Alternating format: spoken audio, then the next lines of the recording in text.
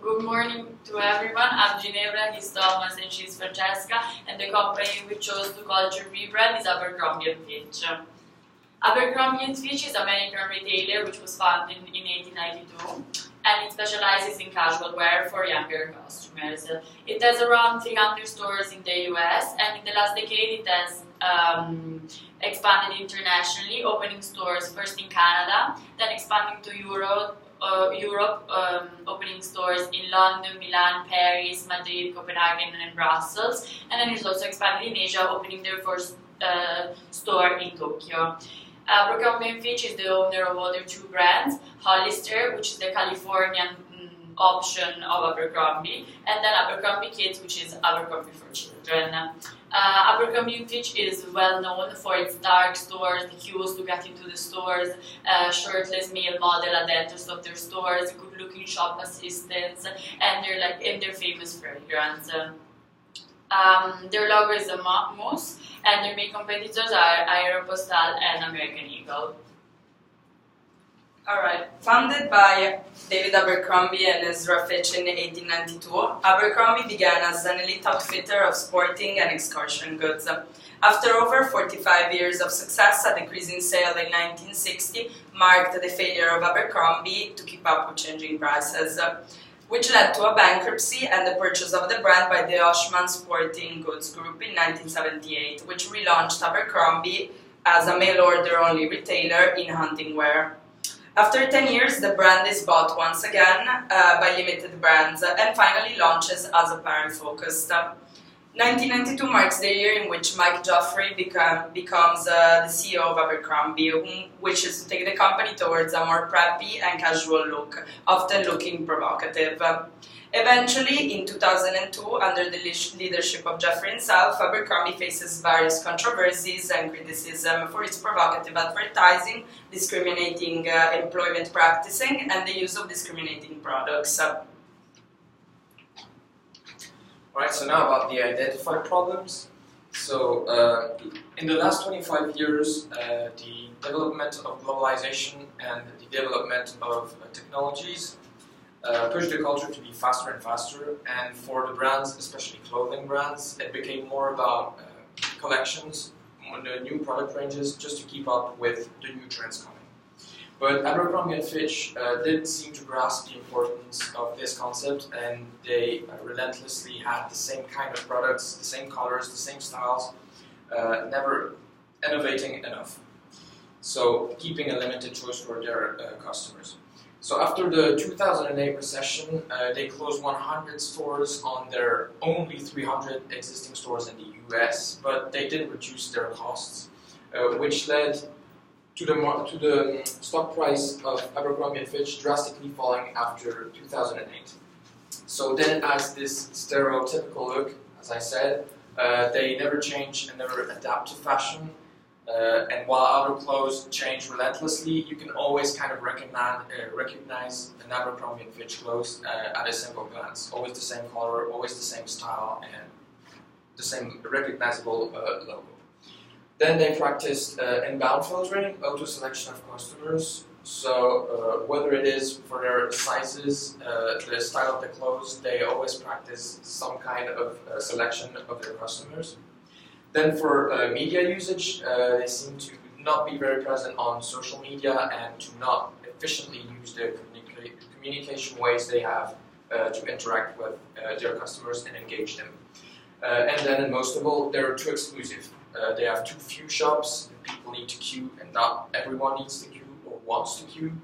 Then they have a narrow vision and a limited target. So everyone that would even not fit the Abercrombie Fitch vision and would like to join the brand couldn't, because they don't have XXL or they don't have the good shapes, etc., etc.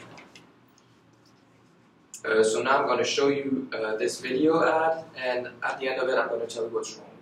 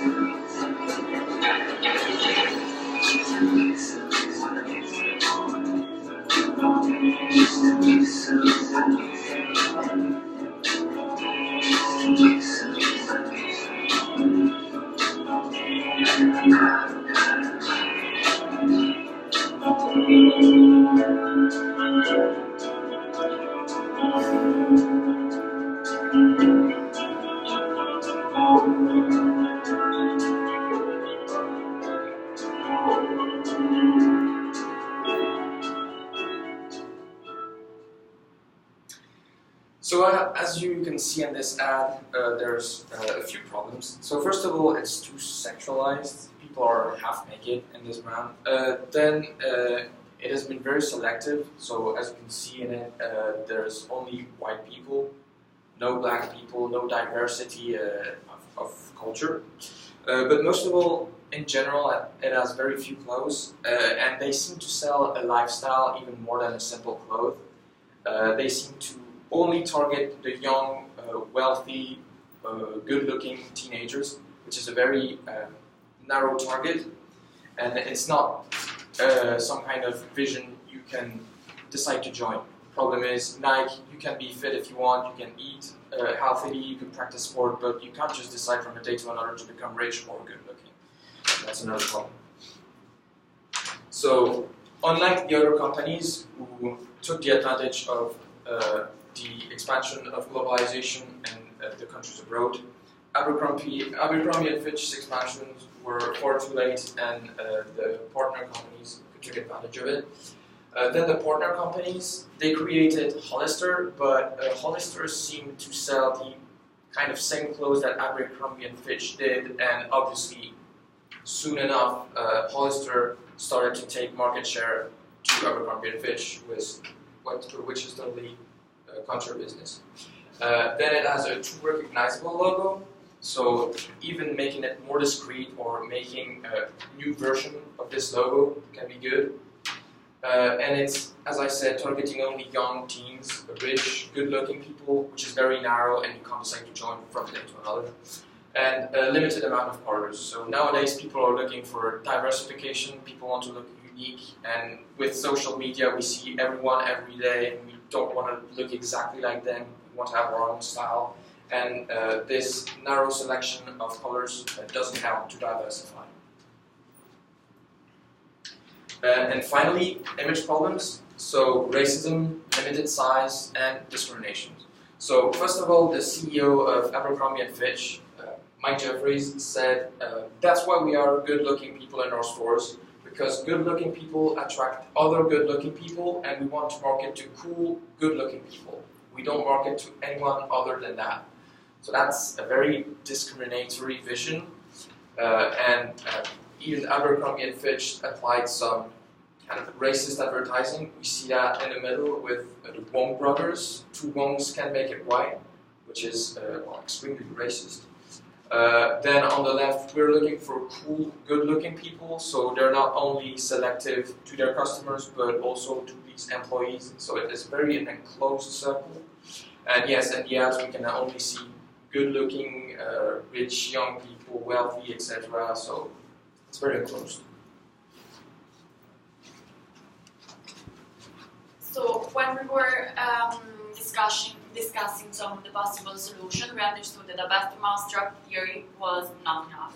This is because this theory is used in the cases where the product's functionality is essential.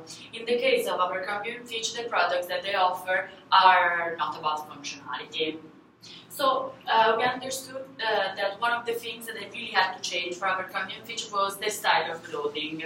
Their clothes have been heavily criticized for being out of fashion as well as overpriced. So a new style of clothing has to be implemented, and the new style has to be a mixture between their old sport heritage of when they used to do hunting wear with the modern culture. Therefore, they should adapt their style in such a way that they are up with the current fashion trends, offering a hipster style to men and a classier style to women.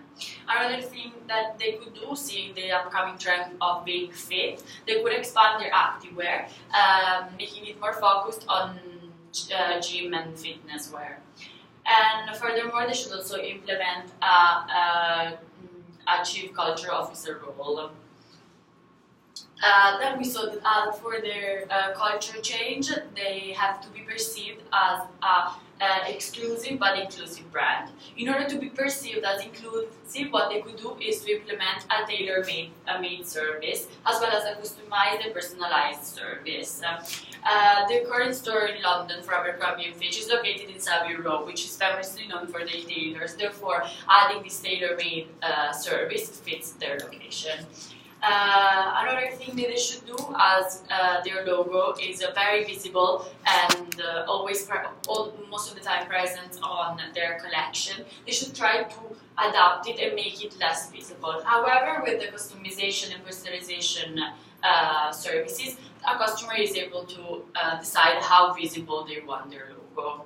Another thing that makes Abercrombie and Fitch exclusive is the store experience. There are not many stores especially in Europe, therefore the traveling to the stores, finding the stores, it's already part of the experience. And the lighting, the music, and the models, everything. And they could also have a cafe and an active area.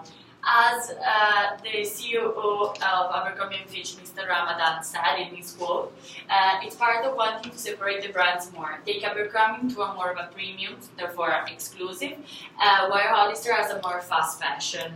This will also help with identified problems of Hollister stealing market shares of Abercrombie.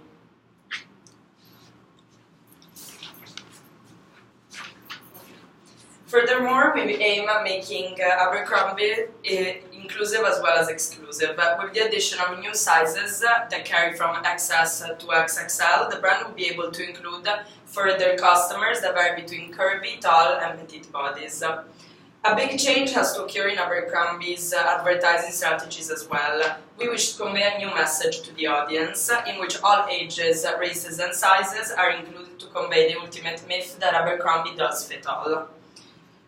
Here is a quote from Crystal Spence, CEO of a growth strategy consulting firm. When asked about his opinion over Abercrombie, he said that people are learning to celebrate inclusion and diversity, empowerment and integrity. For consumers to be proud to wear the brand, they have to be focused on these attributes and looking towards these emerging values. As previously mentioned, Abercrombie's use of social and transmedia during the past decade has been very limited. The brand has many opportunities which it could actually take. With the help of the right media usage, it could expand its brand even further and implement its new ideologies and cultural codes. One of the main points that Abercrombie should push through its use of media is the integration and fulfillment of needs and influence through personalization, allowing the customer to choose between multiple Abercrombie logos, different kinds of textiles, and a wide range of colors, will make the customer feel like he is much more in control of what he's buying, and that the product he's buying is as close as unique as it can get, making the customer feel extra special. Through the use of a widespread social media like Facebook, on the other hand, Abercrombie could propose reductions on personalization, in which a first-come, first-served policy applies, and increase the company's information spread through their Facebook page, for example, with links leading to their internet website. And also collaborations with famous bloggers, actors, and singers serving as testimonials through Instagram, Snapchat, or Facebook, or any media outlet, would increase the company's attractiveness and reliability that the customers put in the company.